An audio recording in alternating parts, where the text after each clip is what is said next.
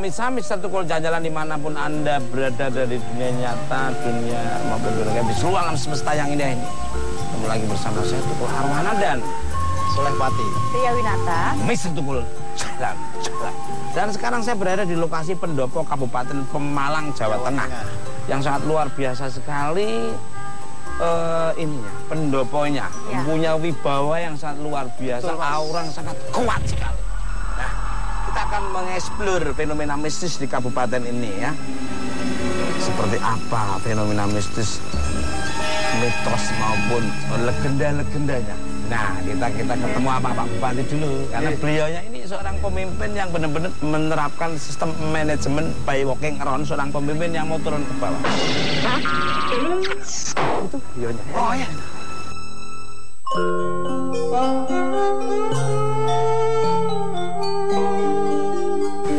Pak Bupati, mohon maaf nih.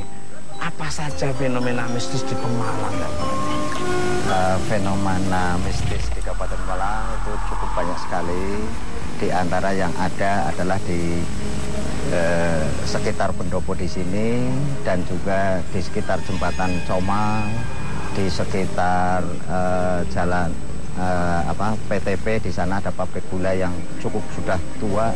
Pabrik gula. Nah, kabarnya ada cerita mistis mengenai meriam. Ini apa nih yang pernah terdengar oleh Bapak Bupati dan masyarakat sekitar? Katanya ada masyarakat yang datang dari jauh, datang ke sini hanya cuma megang meriamnya, mencium meriamnya itu. Nah itu saya sendiri secara pribadi kan tidak tahu persis. Hanya sebuah cerita, konon ceritanya bahwa meriam ini banyak orang yang datang dari Kabupaten Tegal, Kabupaten Pekalongan, dari sekitar, kadang-kadang yang malam-malam curi-curi kesempatan datang ke sini hanya untuk ngelus dan juga hanya untuk melihat-lihat itu. Saya sendiri fenomena yang secara utuh kan tidak ngerti. Penasaran? Datang, kita akan menuju ke meriam. Itu terus. Mister Tukul Jalan-Jalan.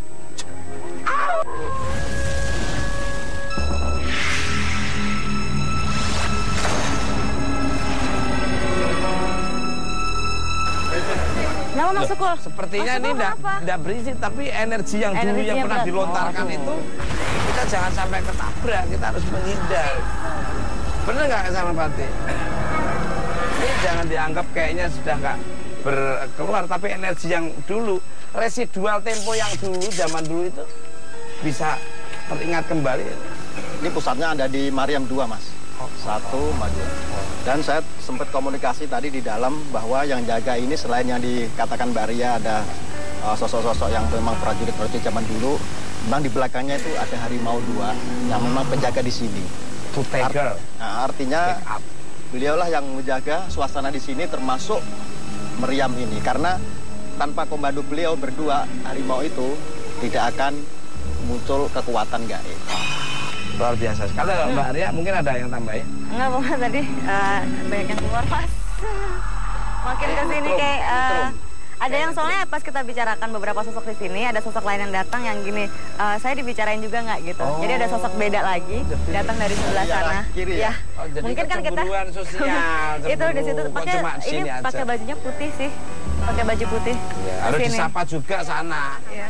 Kita harus nyapa juga ada yang sebelah ini. Iya, soalnya ini pas lagi di tengah-tengah sini. Nah, ya kita ke sana. Ya biar adil ya. Ini ada kayak rasa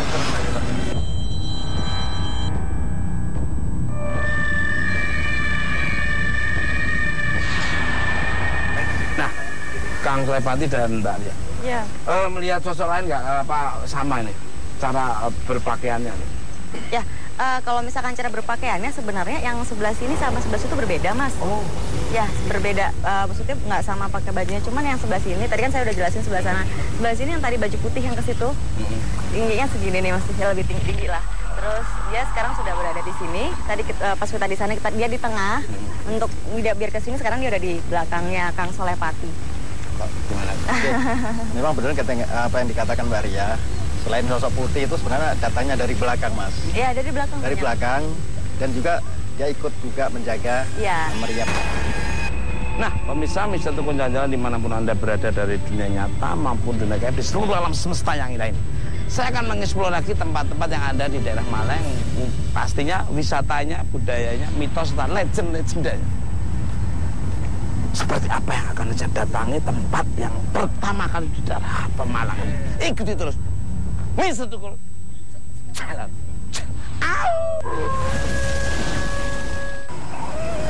Kenapa Anda menangis? Sepertinya kesakitan dan merintih menangis.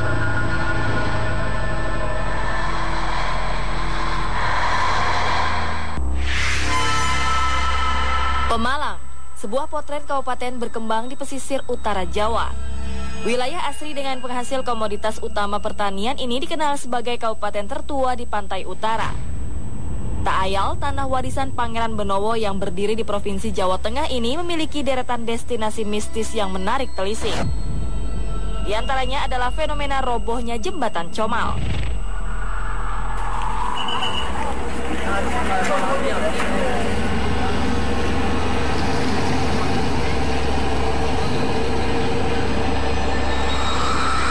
Terakhir tahun 2014 oblit sebelah sebelah barat itu juga retak, akhirnya timbulnya ya akses waktu lebaran itu ditutup. Masih segar diingatan, Sabtu 19 Juli 2014 jembatan utama penghubung transportasi Jawa ini roboh secara tiba-tiba. Sebuah musibah yang datangnya tak dinyana, sebab peristiwa itu terjadi sekitar pukul 2 dini hari. Jembatan ini memiliki fungsi yang sangat vital. Terlebih lagi kala itu bertepatan dengan momen mudik bagi sebagian besar warga ibu kota. Praktis mobilisasi antara provinsi pun tersendat. Dampak terburuknya kemacetan panjang hingga mencapai 15 km pun tak dapat terelakkan. Spekulasi dan opini pun mulai berdatangan.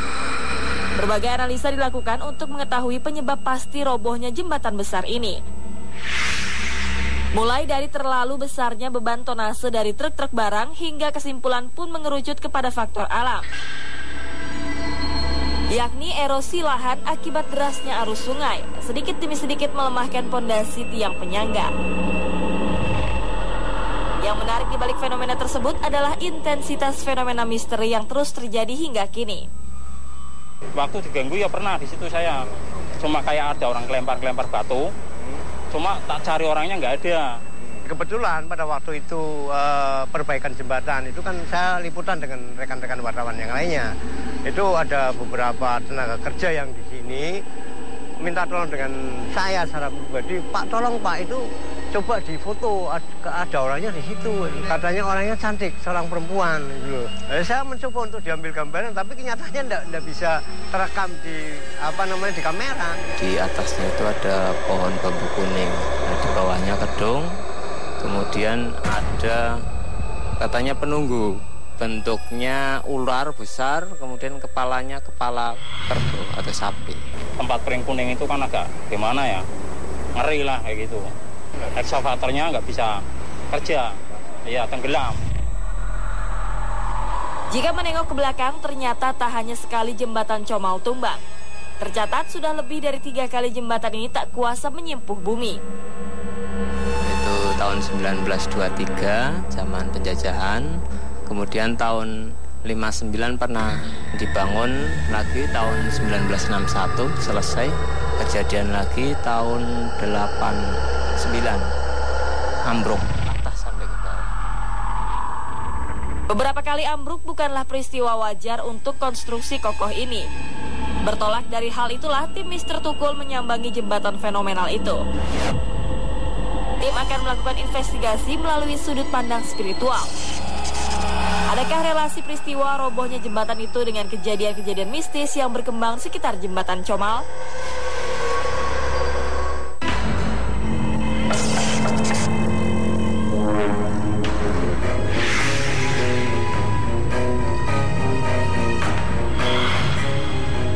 Oke, Mbak Ria. Ya.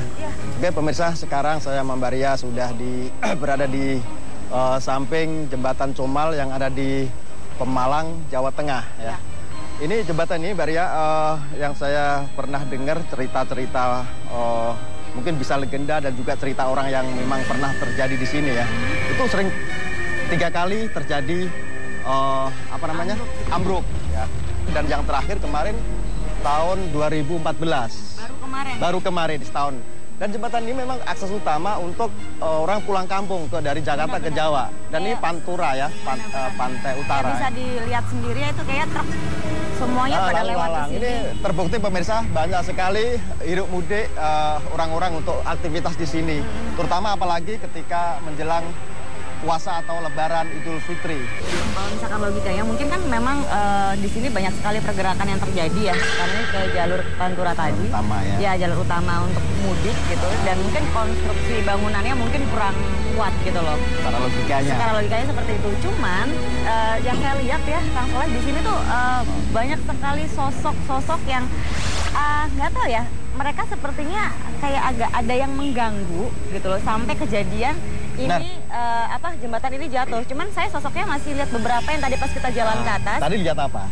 Pas kita jalan di atas. Di situ saya lihat sosok wanita-wanita banyak di atas. Di sini tuh ada sosok kayak laki-laki besar. Jadi tingginya mungkin tiang ini nih, Kang. Karena saya lihatnya cuma dari sini ke bawah. Di sini tuh dan ada gerombolan-gerombolannya tingginya segini. Tapi saya belum tahu mereka itu siapa. Cuman di sini sosoknya udah memang benar saya dikatakan Mbak Ria pemirsa.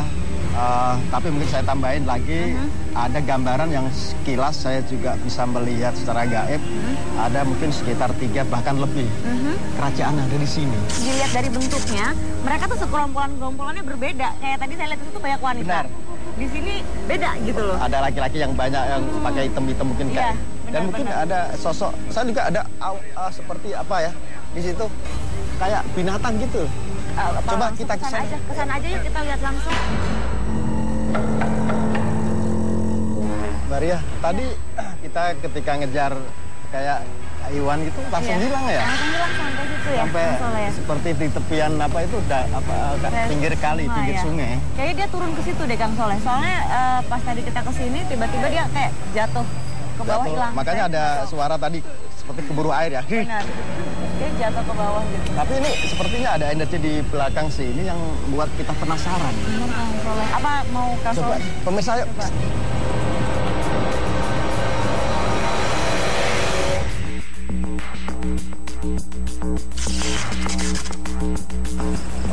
Pemirsa, saya sama Mbak Ria pengen menyatukan energi karena sini ada kekuatan gaib yang mungkin sepertinya ada sebuah. Kayaknya ada banyak makan ya, Kang? Iya, makanya coba. Ada banyak Mbak Ria coba tangan.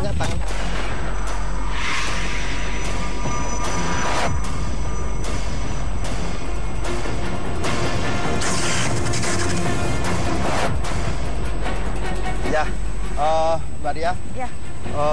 Kenapa ini batu saya pasang di sini sama situ? Ya. Sepertinya saya melihat ini ada sebuah makam yang memang tahu-tahu menghilang sendiri.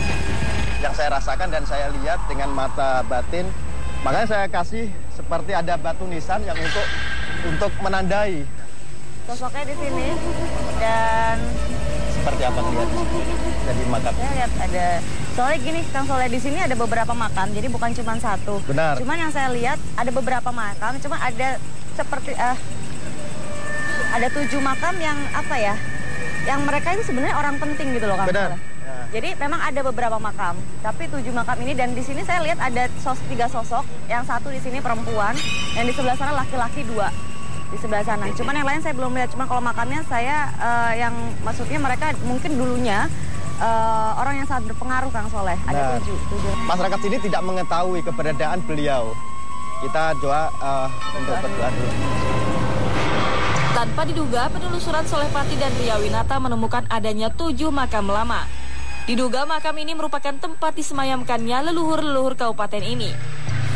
Solehpati melafalkan doa sebagai bentuk penghormatan kepada mereka.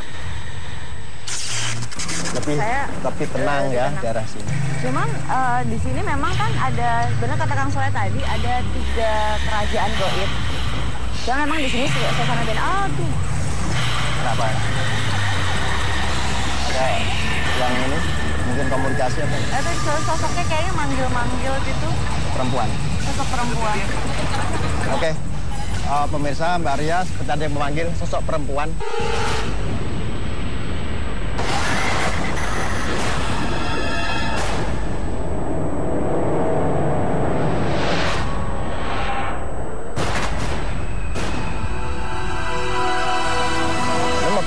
siapa ini? Yang hadir di sini siapa? Yang hadir siapa?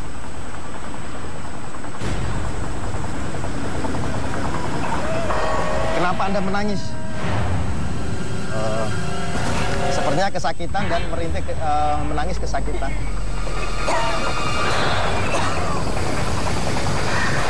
Kenapa? Anda siapa namanya? Namanya siapa? Oh, dicekik ya? Huh? Minta minum. Tenggelam kali dia.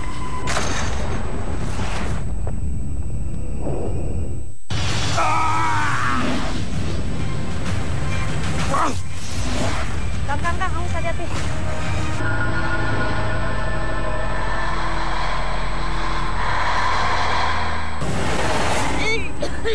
Oh, dicekik ya?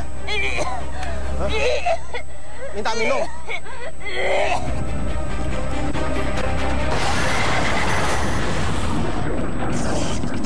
Iya, ya.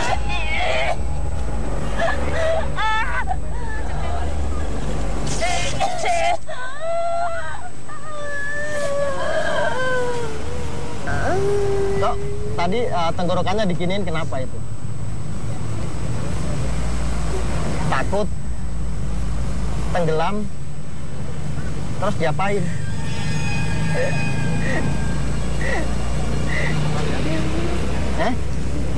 Oh, dibunuh. Siapa yang bunuh?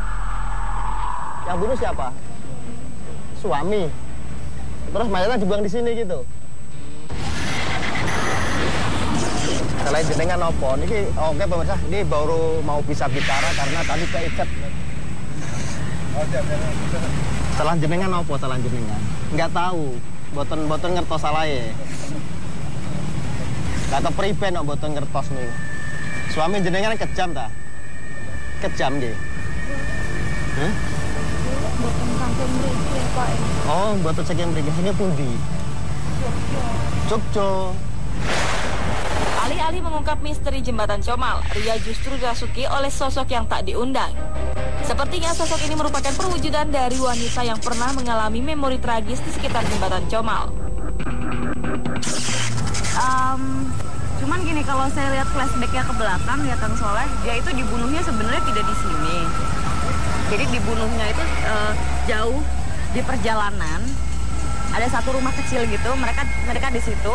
Habis itu dia dibunuh kayak ya kayak dipakein tali gitu loh, dicekek gitu sampai dia meninggalnya di situ. Jadi dipukul dulu, habis itu dicekek. Nah setelah itu untuk menghilangkan jejak, jadi mayatnya dibuang di sini nih Kang.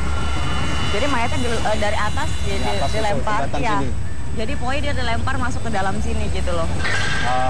Mungkin kita untuk tadi kan kita sempat tertunda untuk penelusurannya ya. Iya. Kita akan coba karena pemirsa yang saya lihat ini ada 3 kerajaan yang memang ini sangat perlu dikuak ya. Ya, yang satu di sebelah situ, dan satu di sini, dan satunya yang di sebelah sana itu di dekat sungai. Coba kita akan kuak sampai seberapa jauh misteri yang akan kita telusuri. Intensitas kecelakaan lalu lintas di sekitar jembatan Comal terbilang cukup tinggi. Jatuhnya korban jiwa membuat jembatan ini semakin mendapat stigma angker. Konon sebelum terjadi musibah kecelakaan selalu ada saja semacam firasat yang datangnya sulit dicerna akal. Kayak ada ular apa itu buaya jalan, tapi di belakangnya itu air bah, jadi meluap ke darat. Setelah itu airnya terkikis jembatan ini. Kecelakaan sering, tapi di sebelah barat jembatan kecelakaan meninggal. Kalau sebelum putus itu kan kebanjiran. Itu katanya sebelum kebanjiran itu ada orang lihat buaya jalan ke utara. Kalau ada suara orang nangis atau anak kecil nangis atau merintih itu pasti ada kecelakaan biasanya. Yang di jalan raya itu yang sering kejadiannya itu orangnya tewas.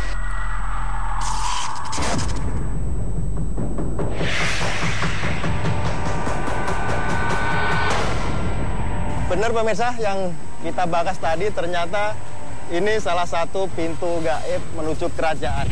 Ini ada pohon-pohon bambu itu sangat rindang banget. Dan itu salah satu akses untuk menuju ke istana yang saya sebutkan tadi. Pas di sini ya Kang ya? Mungkin titik temu ketika kita penelusuran sini sudah mulai dekat. Mungkin bisa kita lebih dekat lagi ya. Boleh, karena saya lihat dari kondisi suasana di sini dan alam di sini itu sebenarnya lebih dominan karena kerajaan ini. Mungkin kenapa jembatan bisa runtuh sampai 3 kali.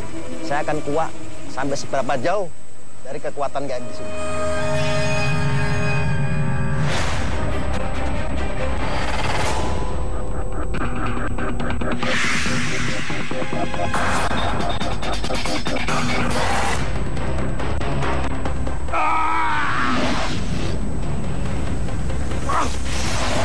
Kang, kamu bisa lihat nih.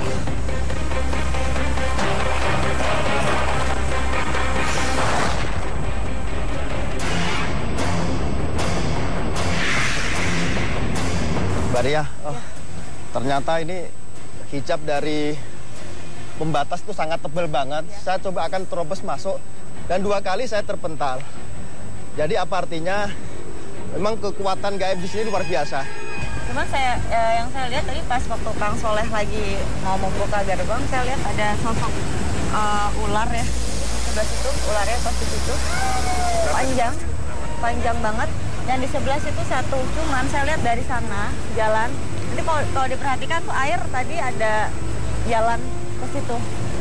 Panjang banget, cuman saya nggak tahu panjangnya seberapa. Tadi saya cuma lihat dari ujung sana sampai situ tuh, panjang. Jalan ke situ. Kalau yang jalan di sini warnanya putih.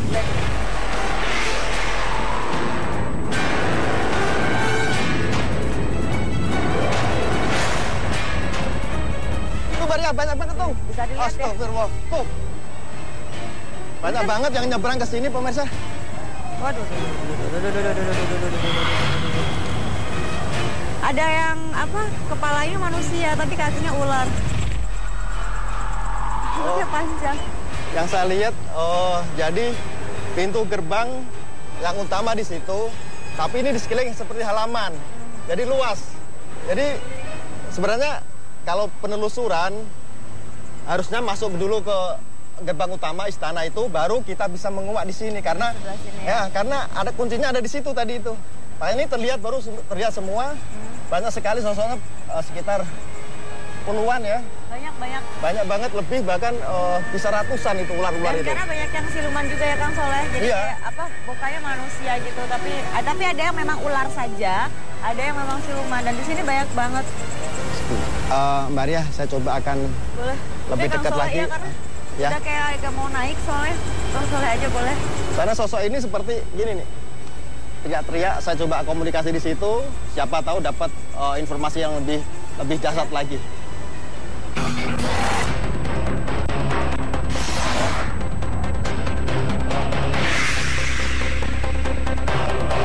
Aliran air bisa di zoom ya, sangat besar dan mengalir ke sini.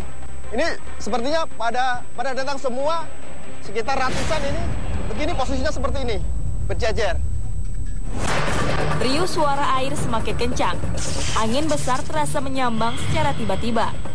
Ini adalah tanda puluhan pasang mata dari dimensi lain sedang mengamati tindak tanduk tim. Soleh Pati mencoba melakukan komunikasi dengan salah satu makhluk gaib penunggu sungai ini. Ada salah satu yang saya coba komunikasi, Mbak Ria. Iya, Kang. Jadi, ular itu siluman. Ya, di sini rajanya itu sosok buaya, dan itu memang buaya siluman. Oke, pemirsa, saya akan coba untuk memvisualkan di atas kanvas apa yang saya lihat dan Mbak Ria rasakan.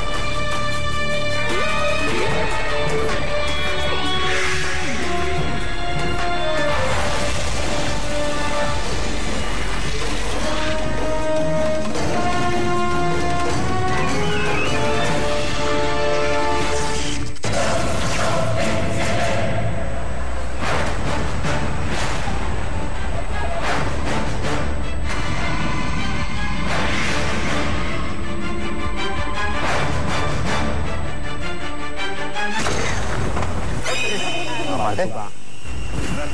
Ini tidak main-main.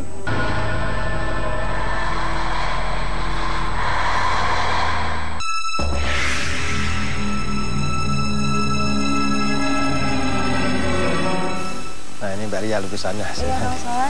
Nih.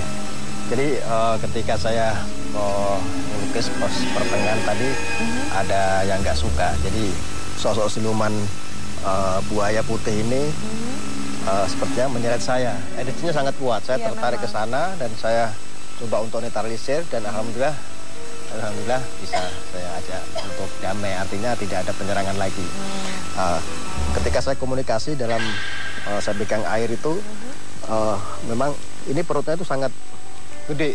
Gitu ya, itu sepertinya banyak makan korban. Jadi, dia itu menghalangin dari aliran sungai yang mengalir itu, akhirnya tergerus dari kanan dan kiri sampai ujung tepian itu. Karena makanya sering bentuknya begini ya. menghalangin itu. Makanya air itu nggak sampai masuk ke sana karena dihalangi dengan perutnya yang begitu besar. Makanya sering terjadi longsor dan akhirnya ambles. Jadi kan air akan ngelewatin badan, jadi terkikis. Terkikis. Ya. Jadi, lewat samping-samping kanan dan kiri. Iya, jadi bangunan yang sudah dibikin jadi nggak kuat ya, Kang Soleh ya. Sebenarnya 3 kerajaan itu menurut saya memang penguasanya sebenarnya baik ya, Kang Soleh sebenarnya gitu. Cuman kan mereka sebenarnya ada rasa kesal gitu sama warga dan manusia-manusia yang melakukan hal-hal yang tidak baik di situ gitu loh, kayak berzina, terus juga banyak yang berjudi, cari kekayaan gitu dan jadi mereka yang sebelumnya tidak bermasalah apa-apa jadi merasa kok pada kesini gitu loh, kenapa sih harus seperti ini gitu. Jadi akhirnya salah satu kerajaan dari 3 kerajaan itu mau minta korban tumbal ya istilahnya ya, Kang Soleh, jadi minta tumbal agar sebenarnya sih biar kapok gitu loh, agar biar manusianya sendiri bisa tawakal gitu loh, biar tidak melakukan hal-hal seperti itu lagi di tempat itu gitu. Saling menghormati aja sebenarnya. Ya, saling menghormati karena kan di antara perbatasan ini kan kita ada 2 sisi lain yang berbeda ya, jadi sama-sama menghormati dimanapun kita berada, di tempat manapun itu saling menghormati, jangan sampai karena mereka kita manusia mungkin tidak melihat mereka jadi berbuat semaunya gitu. Gimana Kang Soleh? Ke lokasi lain aja. Ya, kalau gitu langsung aja. Di Cemaltur itu ya angker gitu. Terbawa pupuk ke sini itu jam 12 itu sering diganggu gitu. Parkir di belakang pos sapam, dia ke pos minta air gitu. Setelah itu naik ke truk itu, di truk itu udah ada itu ceweknya itu loh. Orang dari desa loh, dari banyak yang cari tokek di sini. Ada tokek yang katanya besarnya sampai sekerbo.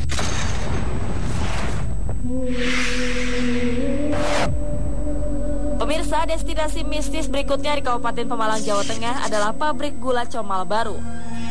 Di tempat inilah berbagai peristiwa di luar nalar kerap terjadi. Kesan angker begitu mudah melekat. Pasalnya bangunan Belanda berangka tahun 1919 yang masih berdiri kokoh ini dikosongkan selama puluhan tahun. Menurut tuturan sejarah, pabrik yang berdiri di Kecamatan Ampel Gading ini tak berumur panjang. Beroperasi dari tahun 1922 hingga sekitar tahun 1927. Kala itu pemerintah Hindia Belanda terpaksa mematikan usahanya karena mengalami keterpurukan ekonomi. Praktis setelah mangkat dari bumi pertiwi, Belanda mewariskan bangunan megah dengan fasilitas produksi gula lengkap. Ruang-ruang besar, kosong dan tak berpenghuni. Kini menjadi hunian nyaman bagi makhluk tak kasat mata. Saya dinas malam. Saya dinas malam bawa mobil. Kurang lebih sekitar jam 1, mobil diparkir di depan sini. Terus tak kunci handrem, tautannya mundur sekitar 2 meter.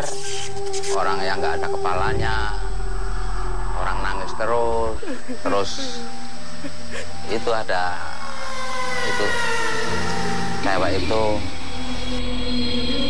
Gangguan-gangguan yang dialami penjaga pabrik merupakan tanda makhluk di tempat ini tak mau diusik. Beranjak dari fenomena itu, tim pun mencoba menyambangi biang misteri di pabrik ini.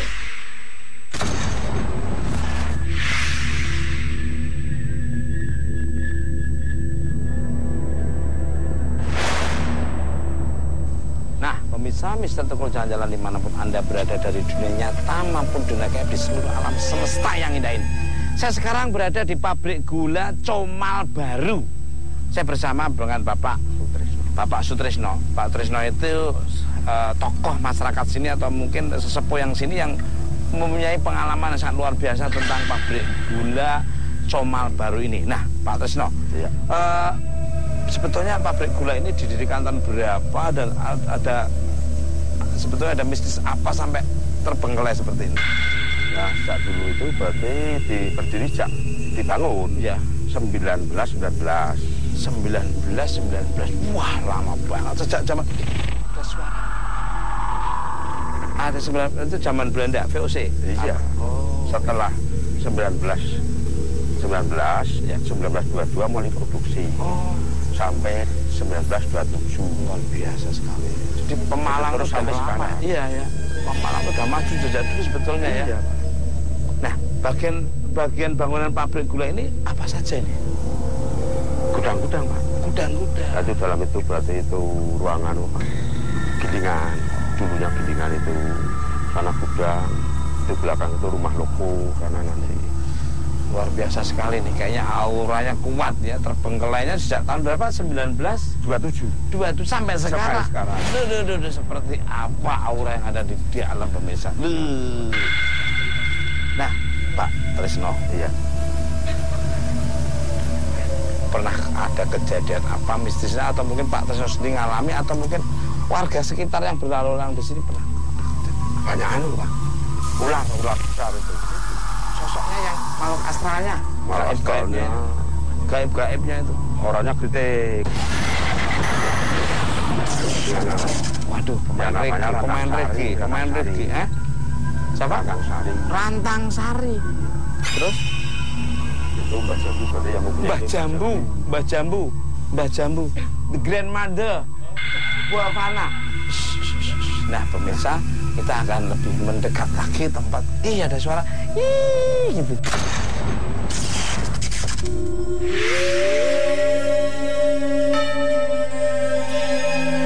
Ini ruangan apa nih, Pak? Dulu BP. Apa itu BP, Pak? BP itu buat balai pengobatan. Karena karyawan sakit masuk sini. Apa itu suara? Kelelawar. Yang pernah dilihat tadi.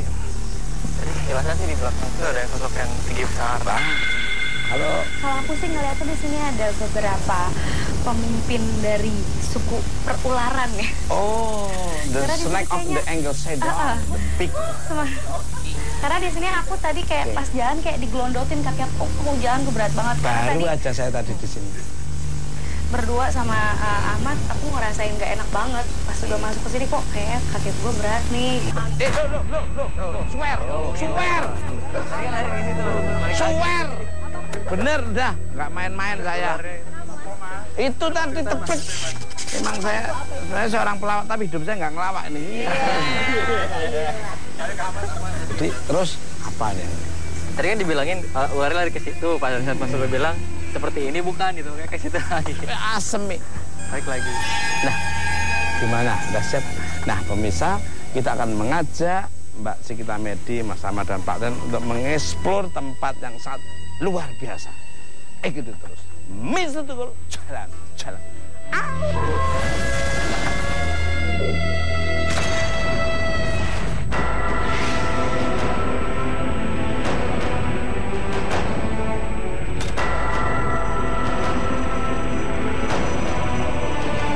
Pak Trisno, ini ruangan apa Pak Trisno?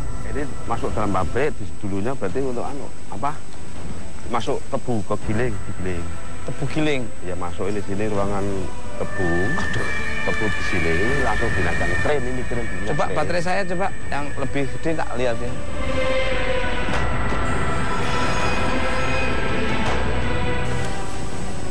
Udah bawa teropong. Wow, dalamnya ada gini. Burung di sini. Kayak. Ya, Kayak kelelawar. Oh iya. Nah, dengan adanya kelelawar itu merupakan pertanda bahwa di sini banyak. Iya.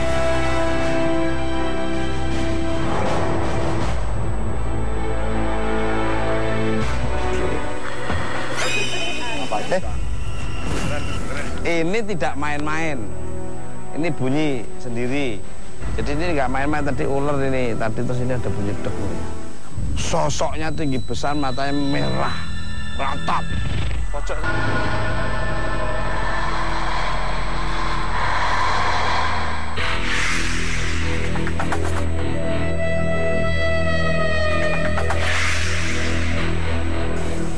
Apa mat itu? Kalau bunyi-bunyi gitu sih saya rasa di dalam ini dulu saya pernah ngeliat kayak orang-orang ditendang-tendang gitu di dalam. Dulunya? Iya dulunya. Belanda kayak gitu. Kalau Mbak Cikita Medi apa ya? Karena kan ini kan pabrik sugar kan ya. Otomatis mungkin ini salah satu tempat aktivitas dalam pembuatan. Jadi ini dulu banyak orang banget yang di sini untuk bekerja, untuk menghasilkan tebu dijadikan ini untuk hasil akhirnya gitu. Ini bunyi apa tadi itu?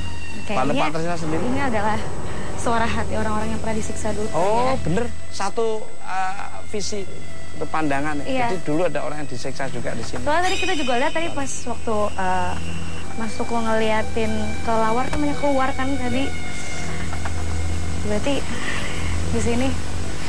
Kita ke sini.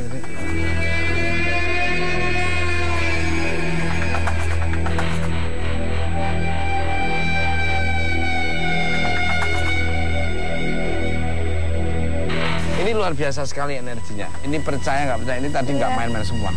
Kenapa Mbak Cikita Medi ada yang dirasakan? Di situ kayak ada sosok tinggi besar. Dia melihat sosok tinggi besar. Ini udah gemeteran, udah nggak kuat gimana, Mbak? Nggak apa-apa. Nggak apa-apa. Aku masih penasaran. Mat, apa Mat? Kalau sosok tinggi besar sih memang berarti nungguin. Tadi kan ketemu sebenarnya di belakang tadi. Masuk sini nungguin Mbak Cikita kan. Manggil-manggil. Ada berapa? Banyak ya? Rasa ada yang manggil ya. Yang belakang itu loh, serem banget, matanya merah. Tuh. Bukan berani ke sana. Itu nggak main-main tuh, itu ada bunyi lagi tuh. Nah, pemirsa, kita penasaran akan menuju ke belakang. Ikut terus. Pemirsa tuh kalau jalan.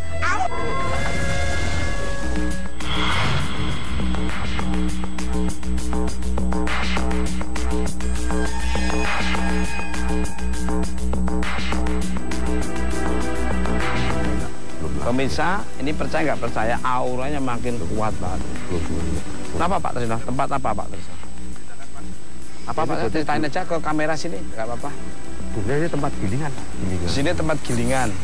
Tebu awal sini. Terus digiling, tebu masuk di sini, giling langsung dimasak. Baru jadi sudah matang. Ada kejadian apa? Sering. Oh, lanjut di situ, di pojok itu ada super truk. Kan itu ada yang namanya betong untuk bahan kompos. Truk masuk, di depannya ada ular yang tetap pas dengan apa? Seperti di depannya mobil, tapi jalannya enggak jalan gini, tapi guling. Dan kejadiannya itu jam 12 siang lah. 12 siang, Pak. Makanya kalau sini, kalau jam 12 siang, kita harus istirahat. Ini saya apa yang dicerita Pak Tresna, mungkin ada informasi dari tim kreatif. Memang bener tadi saya 2 kali tadi yang digini itu tidak main-main. Bener aku merasakan. Dan kayak ekor atau kayak gini ini tuh. Iya.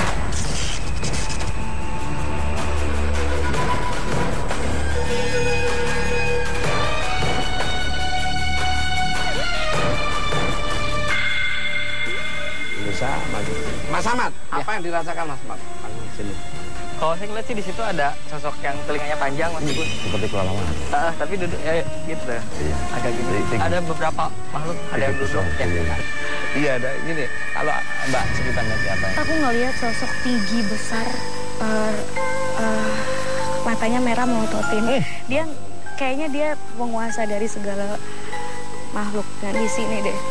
Soalnya dari situ. Pojokan yang di pojok banget. Berhentinya makin gede. Jadi sosoknya tinggi besar, matanya merah, ratap. Pojok sana ya? Iya. Pilar kedua. Tuh, 2. Itu tinggi. Dia ngeliatin terus. Dia ngeliatin terus. Dia ngeliatin terus katanya. Pilar kedua. Mas Ahmad, sosok ular itu sebenarnya siapa?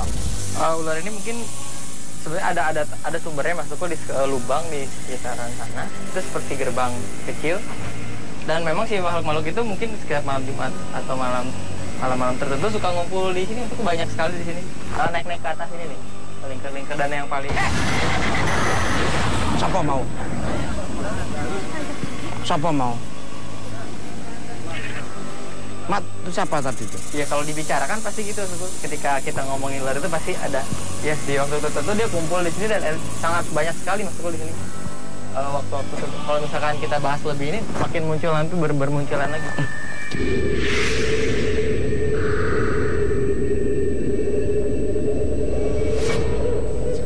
Jika apa yang dirasakan? Aku kalau misalnya ngerasa digelutin dari awal aku masuk kayak dililit ular kaki kanan aku. Dia si kita merasa kayak digelendotin terus, kayak dililit terus ya, kakinya. Tadi sama Ahmad juga udah dari situ tuh udah lemas kaki kanan aku.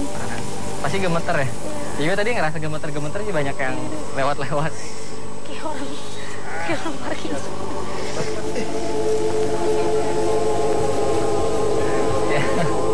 Sini gimana nih, Mat? Ahmad, tolong dinetralisir. Kayak orang apa sih, kayak ngilu-ngilu tengah malam ya. gitu. Ya karena nih, tolong dinetralisir. Sini nih.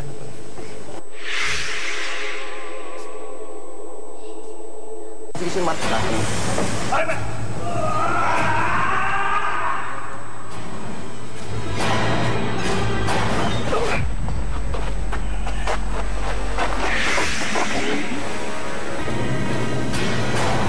Asmane sinten jenengan? Nuwun sewu Nyai.